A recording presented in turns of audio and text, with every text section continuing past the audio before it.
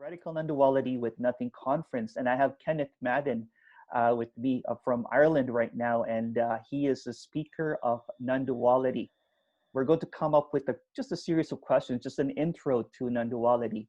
The first question, Kenneth, is what is nothing?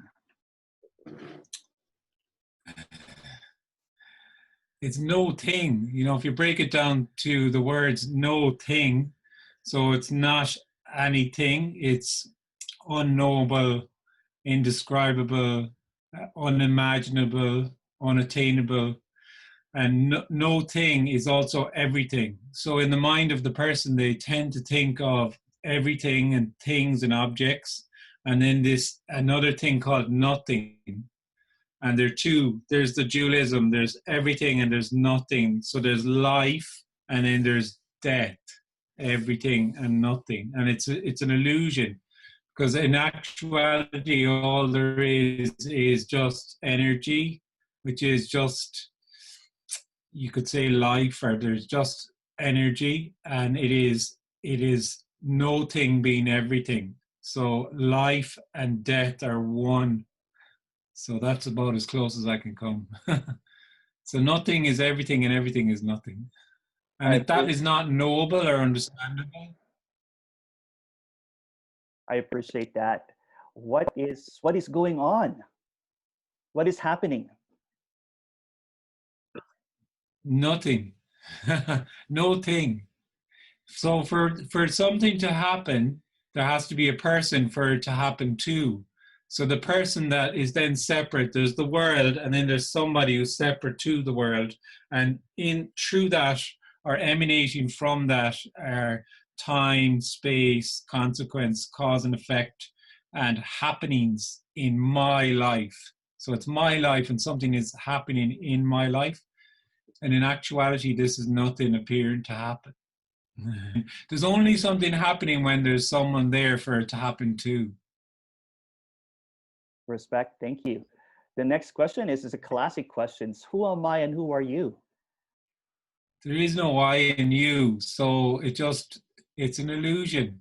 So it's a narrative, if you like. So we all have a narrative of who I am. And then out of that sense of being an I, if that's the subject, out of that sense of being a subject, the center of the universe, there's others. So there's a you then.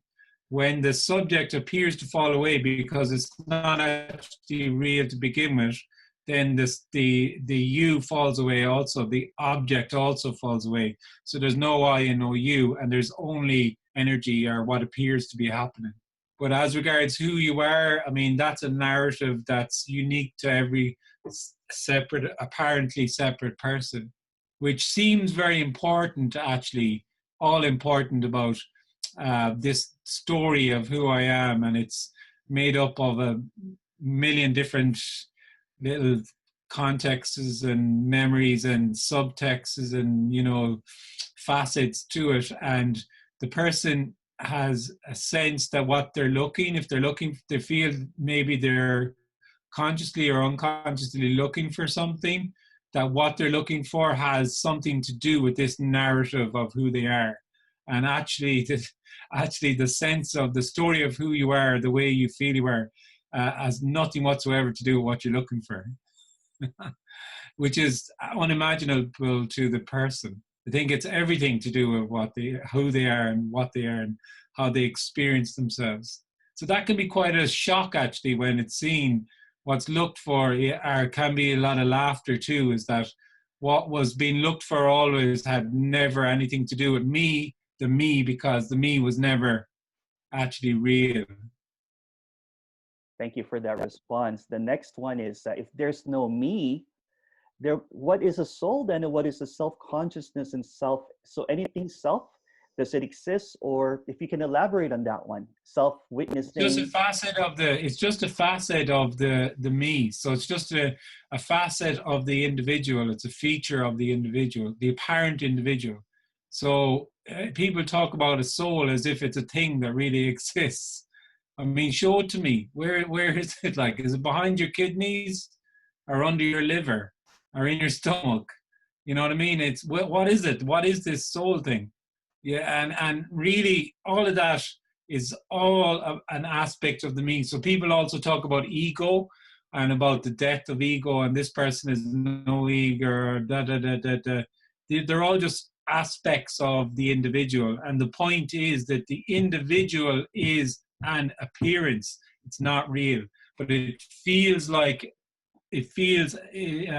absolutely real.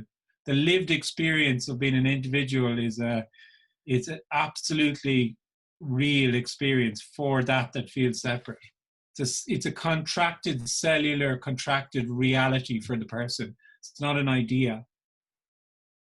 Thank you so much for that response. So if this is just an idea, the soul, the mind, the ego, the me, what is the purpose of all of this? There's no purpose. Purpose and meaning come from the sense of being a separate person. So it's an abstraction from the whole. So once there's separation, you abstract meaning from what appears to be happening, and it's an aspect of being a person that is there's meaning and purpose. So it's just another feature of being a person, because what is and isn't, or what appears to be, is so immediately just this, that there can't possibly be any meaning or purpose. Thank you. If this is it, then there's no purpose. So what is free will then? Or what's the Free concept of will it? is a story. Free will is a story. So free will is again back to the apparent individual. The person thinks they make choices, and they feel that their life is as a result. The shape that their life is in is as a result of the choices they've made, both big and small, and that's also a lived experience. There is no choice. It's a story. It feels very real to the person, but it's a story. So what appears to be happening, like anything from point something of a second all the way up to, I think they've gone up to maybe 7 or 8 seconds afterwards, you add yourself to it. So if I pick up the cup or the glass and I take a drink, I add myself that I've picked up the glass. So that's the way it feels as an individual, that I've made a choice to pick up my glass, and I had free will to pick up the glass. And these are all layered, artificial layers on the story of me. Thank you so much. So if there's no I, there's no time, there's no mind, there's no purpose, there's no free will. And then what is awareness then? And what is consciousness? Are they also concepts? Yeah, they're another facet of me, I would say. Awareness requires separation. So there's me who's aware of, it's a subject object. So you have to be aware of something else. And it's again, this huge weight put on awareness.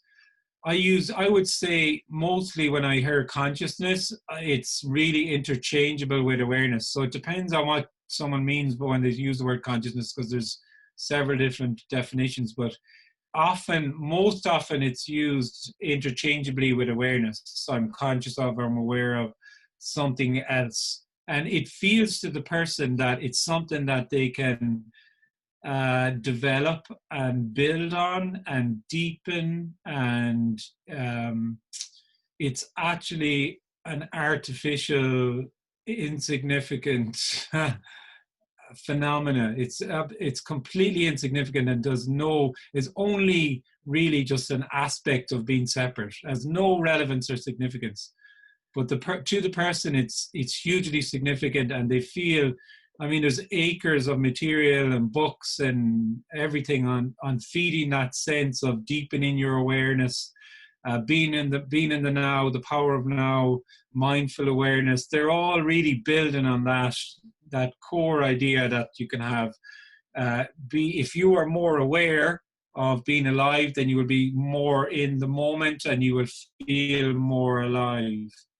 And it's a trap, because it's just feeding that sense of individualism. That's all it's doing. It's feeding the sense of there's a person who can choose and who has a life to do with what they can do with.